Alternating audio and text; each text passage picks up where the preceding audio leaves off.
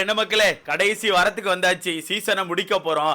எனக்கு தெரிஞ்சு அடுத்த வாரம் இந்த நேரத்துக்கு வின்னர் யாரு, யாரு கையில கப்பு இருக்கு அப்படிங்கிற டீடைல் கூட நமக்கு வந்திருக்கும். அதனால இன்னும் ஒரு வாரம் தான் இருக்குது. கண்ணை மூடி திறக்கறதுக்கு முன்னாடி அந்த ஒரு வாரம் புருன்னு ஓடிடும் அப்படிங்கிறது என்னால உறுதியா சொல்ல முடியும். இருந்தாலுமே இந்த ஒரு வாரத்தை கடந்து போறது மிகப்பெரிய கஷ்டமா இருக்கும். 100 நாட்கள் நம்ம எப்படியோ கடந்துட்டோம். கட்டாப்பட்டா 98 நாட்கள் ஆயின்னு நினைக்கிறேன். எப்படியோ உருண்டு பிறண்டு வந்துட்டோம்.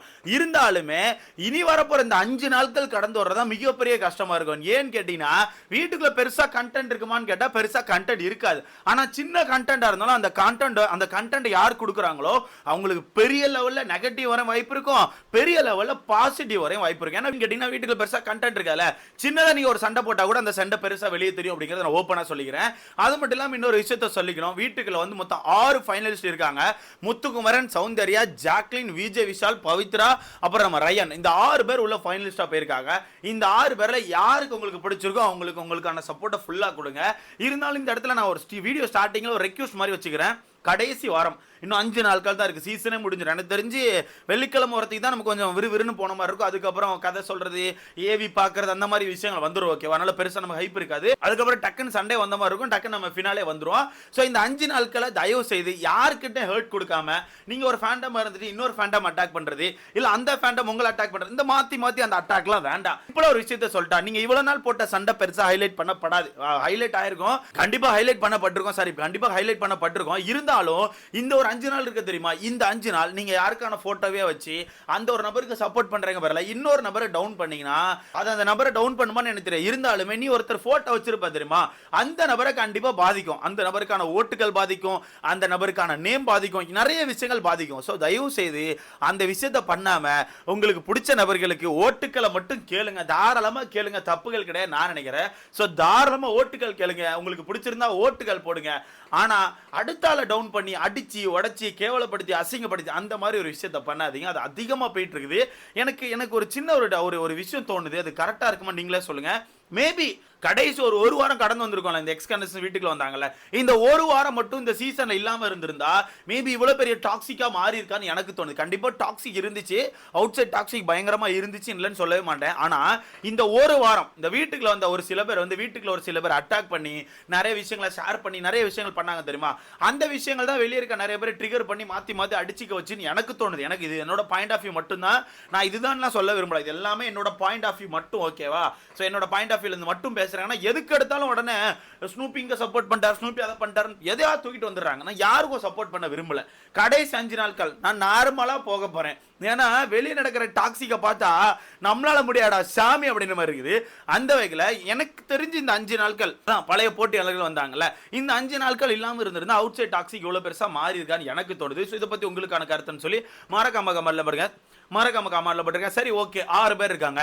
இந்த 6 பேருக்கான ஆர்டர் எப்படி இருக்கும் அப்படிங்கறத நான் ஒரு பொதுவா ஒரு ரஃபா ஒன்னு சொல்றேன். இது நடக்கலாம், நடக்காம கூட போகலாம். ஓகேவா? எனக்கு தெரிஞ்சு பணப்பெட்டி நாளைக்கு வைக்கிறதுக்கான வாய்ப்புகள் இருக்குன்னு எனக்கு தோணுது. மேபி நாளைக்கு பணப்பெட்டி வந்தாலும் வரலாம். என்ன ப்ரோ சொல்றேன்னு கேட்டீங்கன்னா, எனக்கு என்னமோ தோணுது பணப்பெட்டி வந்தாலும் வரும்னு சொல்லிட்டு. ஏன்னா இந்த வாரம் பெருசா கண்டென்ட் இல்ல ப்ரோ. மிட் வீக் எவிக்ஷன் மட்டும் வச்சு நினைச்சுக்கோங்களேன். அதுக்கு இடையில இருக்க அந்த 2-3 நாட்கள் இருக்கு தெரியுமா, திங்கள் செவ்வாய். இந்த திங்கள் செவ்வாய் மாத்தி ஏதாவது பேசி சண்டே போட்டுப்பாங்க. ஏன்னா வீட்டுக்குள்ள இருக்க முக்காவாசி பேர் உள்ள இருக்க நிறைய பேர் மேல பொறாமையில இருக்காங்க. இந்த டாப் 8 இருக்காங்க, அந்த டாப் 8ல ஒரு சில பேர் மேல வீட்டுக்குள்ள போற ஒரு சில பேர் கண்டிப்பா பொறாமையில இருக்கத்தான் செய்வாங்க. அந்த பொறாமையின் காரணமா வீட்டுக்குள்ள பயங்கர சண்டைகள் வந்துரும். சோ அந்த சண்டையை தவிர்க்கிறதுக்கு ஏதாச்சும் ஒரு டாஸ்க் வச்சாதான் முடியும். அதனால எனக்கு தெரிஞ்சு ஒரு பணப்பெட்டி வைப்பாங்கன்னு எனக்கு தோணுது. அந்த பணப்பெட்டியில அமௌண்டே கம்மியா இருந்தா கூட கண்டிப்பா யாராவது ஒருத்தர் எடுக்க ரெடியா தான் இருப்பாங்க. எனக்கு தெரிஞ்சு பவித்ரா, விஜய் விஷால் இந்த 2 பேர்ல யாராவது ஒருத்தர் அதை தொட்டுருவாங்கன்னு எனக்கு தோணுது. அந்த வகையில மேபி நாளைக்கு பணப்பெட்டி வரலாம். சோ பணப்பெட்டி வந்தா ஒருத்தர் அவுட் ஆவாங்க. அதை நம்ம கணக்கு எடுத்துக்காம 6 பேரை பத்தி பேசலாம். இந்த 6 பேருக்கான ஆர்டர் ஆக்சுவலா எப்படி இந்த வீக்கெண்ட்ல அமையன்னு சொல்லி நான் பொதுவா ரஃபா சொல்றேன். பட் அது என்னதான் இருந்தாலும் எண்ட் ஆஃப் த வீக் அது உங்க கையில தான் இருக்கு, மக்கள் ஓட்டுல தான் இருக்கு. இருந்தாலும் இது என்னோட பாயிண்ட் ஆஃப் வியூல சொல்றேன். எனக்கு தெரிஞ்சு நான் கவனிச்ச ஒருத்திக்கு அந்த டைட்டில் வின் பண்ண போறது முத்துக்குமரனா தான் இருக்கும். ஓகேவா? நான் வந்து இது என்னோட ரஃப்ல தான் சொல்றேன். இது எனக்கு தெரிஞ்சு நான் வெளியே கவனிச்ச வரதுக்கு, மக்கள் மத்தியில் இருக்க சப்போர்ட் அந்த விஷயங்கள்லாம் கவனிச்ச வரதுக்கு முத்துக்குமரன் அவர்கள் இந்த டைட்டில் வின் பண்ணணும்னு எனக்கு தோணுது. ஏன்னு கேட்டுக்கோங்களேன், அதுக்கு ஒரு டிசர்வ்னு கேட்டீங்கன்னா என்னை பொறுத்தவரைக்கும் 100% டிசர்வ் தான்.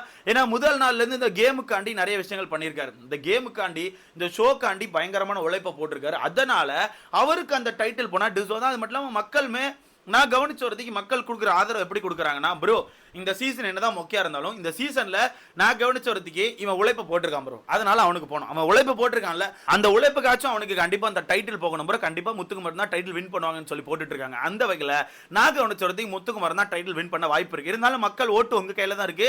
நான் எதுவும் சொல்ல விரும்பல, மக்கள் ஓட்டு உங்க கையில இருக்கு. நீங்க மாத்துறது எல்லாமே உங்க கையில தான். ஓகேவா? ரெண்டாவது நான் கவனிச்ச வரதுக்கு சௌந்தர்யா அவர்கள் தான் ஸ்டேஜை வந்து ஷேர் பண்ணிப்பான்னு எனக்கு தோணுது. ரன்னரை பார்க்க போகிறது சௌந்தர்யாவை தான் இருக்கும்னு எனக்கு தோணுது. ஏன்னா அதுதான் டிஆர்பியும் தூக்கி கொடுக்கும், மக்கள் மத்தியில் ஓட்டுகள் இருக்கிறத கவனிச்ச வரதுக்கு மேபி அதுதான் நடக்கும்னு சொல்லி எனக்கு தோணுது. என்ன ப்ரோ இப்போ ஜாக்லின் வரமாட்டாங்களா? நான் கண்டிப்பாக வருவாங்க. ஜாக்லின் கூட டைட்டில் வின் பண்ணலாம், அதெல்லாம் உங்க கையில் தான் இருக்கு. ஓட்டுகள் எல்லாமே ஓட்டுகள் தான். எண்ட் ஆஃப் த வீக் இந்த சீசனோட முடிவில் ஓட்டுகள் மட்டும் தான் பேசும், அதனால உங்க கையில் தான் இருக்கு. ஓகேவா? மாத்துறது எல்லாமே உங்க கையில் தான் இருக்கு. திரும்ப திரும்ப சொல்லிக்கிறேன். அந்த வகையில் என்னோட பாயிண்ட் ஆஃப் வியூவில் சௌந்தர்யா அவர்கள் தான் அந்த ஸ்டேஜை ஷேர் பண்ணிக்க போறாங்க. கண்டிப்பாக முத்துக்குமாரன் கூட சௌந்தர்யா தான் அந்த ஸ்டேஜில் இருப்பாங்கன்னு எனக்கு தோணுது. ஓகேவா? மேபி இப்படி கூட மாறலாம். கடைசி நேரத்தில் சௌந்தர்யாக்கான ஓட்டுகள் வந்து சௌந்தர்யா கூட கப்பு வின் பண்ணலாம். என்ன வேணா நடக்கலாம். எப்படி என்ன வேணா நடக்கலாம். மக்கள் ஓட்டு மட்டும் தான் பேச போகுது. அடுத்தது இந்த சீசனோட செகண்ட் ரன்னர் அப்பா எனக்கு தெரிஞ்சு ஜாக்லின் அவர்கள் தான் கண்டிப்பா வருவாங்க. ஜாக்லின் அவர்கள் ஏன்னு கேட்டீங்கன்னா பயங்கர உழைப்பு போட்டிருக்காங்க. நான் ஒரு பிட்டு கூட அவங்க உழைப்பை வந்து எதுவும் சொல்ல போறது இல்ல. ஏன்னா அவ்வளவு உழைப்பு போட்டிருக்காங்க. எப்படி முத்துக்குமாரன் வந்து உழைப்பு நான் சொல்லணும், அவன் வந்து ஃபுல் கேம் எஃபோர்ட் போட்டு அந்த கேம் அவனுக்கு ஏத்த மாதிரி திருப்பி ஒரு வின் பண்ண ட்ரை பண்ணி கண்டிப்பா வின் பண்ணிருக்கான் எல்லா கேம்லயும். ஓகேவா?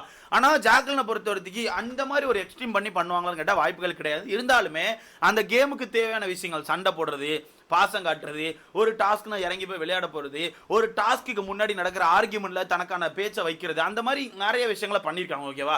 அதெல்லாம் வச்சு பார்க்கும்போது எனக்கு தெரிஞ்சு ஜாக்லின் அவர்கள் வந்து செகண்ட் ரன்னர் அப்பாக வாய்ப்புகள் அதிகமா இருக்குன்னு எனக்கு தோணுது. இருந்தாலும் மாத்துறதுக்கான வாய்ப்புகள் கூட உங்க கையில தான் இருக்கு. ஜாக்லின் ஃபேன்ஸ் நினைச்சா ஓட்டுகளை தாறுமாறா போட்டு முதல் இடத்துக்கு கூட கொண்டு வரலாம். டைட்டில் வின் பண்ண கூட நிறைய வாய்ப்புகள் இருக்கு. ஏன்னா என்ன பொறுத்தவரைக்கும் இந்த 3 பேர் வந்து இந்த 3 பேரை நான் டைட்டில் டிசர்வா பாக்குறேன். இந்த 3 பேரை பொதுவா டைட்டில் டிசர்வா பாக்குறேன். இந்த 3 பேர்ல யார் ஒருத்தர் டைட்டில் வின் பண்ணாலும் ஓகேப்பா. இந்த 3 பேர்ல யார் ஒருத்தர் டைட்டில் வின் பண்ணாலும் ஓகே, யார் ரன்னர் அப் ஆனாலும் ஓகே, யார் செகண்ட் ரன்னர் அப், எல்லாமே ஓகே தான். எனக்கு எல்லாமே ஓகே. ஓகேவா? ஏன்னா எண்ட் ஆஃப் த டே யார் வின் பண்ணாலும் எனக்கு எதுவும் கிடைக்க போறது இல்லை. யார் வின் பண்ணாலும் அன்னைக்கு அந்த ஃபைனலை கூட நான் ஒரு லைவ் போட போறேன். அதுக்கு மக்கள் வந்து எனக்கு ஒரு ஆதரவு கொடுக்க போறாங்க, லைக் போட போறாங்க, நம்ம சேனலை சப்ஸ்கிரைப் பண்ண போறாங்க. இந்த ஆதரவு தான் எனக்கு கிடைக்க போகுது. தவிர அவங்க வின் பண்ணி வெளியே வந்த பிறகு என்னோட லைஃப் மாறுமான்னு கேட்டா வாய்ப்புகள் கிடையாது. அதை மாத்துறதுக்கு நான் தான் கஷ்டப்படணும். ஏதாச்சும் ஒன்று பண்ணி உருட்டி பரட்டி மேலே வந்தா மட்டும்தான் நான் என்னோட லைஃபை மாற்ற முடியும். அவங்க வின் பண்றனால என்னோட லைஃப் மாற போறது இல்லை, அவங்க எவிக்ட் ஆகிறனால என்னோட லைஃப் மாற போறது இல்லை. ஓகேவா? இதுதான் என்னோட பாயிண்ட் ஆஃப் வியூ நான் பாக்குறேன். இதுக்கும் தயவு செய்து ஏதாவது முட்டு கொடுத்துட்டு இருக்காங்க. இது என்னோட பாயிண்ட் ஆஃப் வியூ. ஓகேவா? அந்த வகையில் இந்த 3 பேர் சைடில் வச்சாச்சா, அடுத்த ஒரு 3 பேர் இருக்காங்க. விஜய் விஷால், பவித்ரா, ரயான். இந்த 3 பேர்ல என்ன பொறுத்தவரைக்கு பவித்ரா அவர்கள் வந்து இந்த டாப் 6 இருக்குல்ல, இந்த டாப் 6க்குள்ள நான் எடுத்துட்டு வரவே இல்லை. இத்தனை நாட்களா சுத்தமா எடுத்துட்டு வரல. சடனா பார்த்தா நமக்கே தெரியாம பவித்ரா அவர்கள் இப்ப டாப் 6ல இருக்காங்க. டாப் 6ல இருக்க பவித்ரா அவர்கள் பணப்பேட்டி எடுப்பாங்களா இல்ல இந்த வீட்டை விட்டு எத்தனாவதா வெளியே போவாங்க அப்படிங்களா நமக்கு எதுவுமே தெரியாது. ஏன்னா திங்கக்கிழமை அதான் நாளைக்கான எபிசோட்ல நிறைய மாற்றங்கள் இருக்கும்னு சொல்றாங்க. அந்த விஷயங்களை வச்சு தான் மற்ற அந்த விஷயங்களை வச்சு மட்டும்தான் நிறைய விஷயங்கள் சேஞ்ச் ஆக வாய்ப்பு இருக்கு. சொல்ல முடியாதுங்க. இவ்வளோ அடி வாங்கிட்டாங்களே சௌந்தர்யா, நாளைக்கு பணப்பெட்டி ஏதாச்சும் வச்சு அந்த பணப்பெட்டி ஏதாவது டிஃப்ரெண்டாக ஏதாவது ஒரு அமௌண்ட், பயங்கரமான அமௌண்ட் தூக்கி வச்சிட்டாங்கன்னு நினச்சிக்கோங்களேன். எடுத்தடுப்பில் சௌந்தர்யா எடுக்க கூட வாய்ப்பு இருக்கு, ஜாக்லின் எடுக்க கூட வாய்ப்பு இருக்கு. ஸோ என்ன வேணா நடக்கலாம். அது நாளைக்கான எபிசோட் மாறினா மட்டும்தான். ஸோ நாளைக்கான எபிசோட் நம்ம பார்த்தா மட்டும்தான் என்னென்ன விஷயங்கள் சேஞ்ச் ஆகும்னு எனக்கு தெரியும். பட் நான் கவனிச்ச வரதுக்கு பவித்ரா அவர்கள் பணப்பெட்டி எடுக்க நிறைய வாய்ப்பு இருக்குது. விஜய் விஷால், ரயான் இந்த 2 பேர் வந்து டாப் 5ல கண்டிப்பாக இருப்பாங்க. ஏன்னா யாராவது ஒருத்தர் வெளியே போனால் தான் டாப் 5 உள்ள வரும். உங்களுக்கே தெரியும் டாப் 5 உள்ள வரும். ஆனால் எனக்கு என்னன்னா இந்த ஒரு டாப் 4 தான் கொண்டு போவாங்களோன்னு எனக்கு தோணுது. பணப்பட்டி இருந்துச்சுன்னா பணப்பட்டி ஒன்று அவுட்டு, மேபி மிட் வீக் வைக்கலாம், மிட் வீக் இருக்கிறதுக்கான வாய்ப்புகள் இருக்கலாம். அப்படி மிட் வீக்ல ஒன்று தூக்கிட்டா டாப் 4 தான் உள்ள போவாங்க. அந்த டாப் 4 யார் அப்படின்னு கேட்டீங்கன்னா ஃபர்ஸ்டே சொன்ன மாதிரி அந்த 3 பேர் முத்துக்குமரன், சௌந்தர்யா, ஜாக்லின். அடுத்த கட்டமாக எனக்கு தெரிஞ்சு ரயான் அவர்கள் உள்ள வர வாய்ப்பு இருக்கு.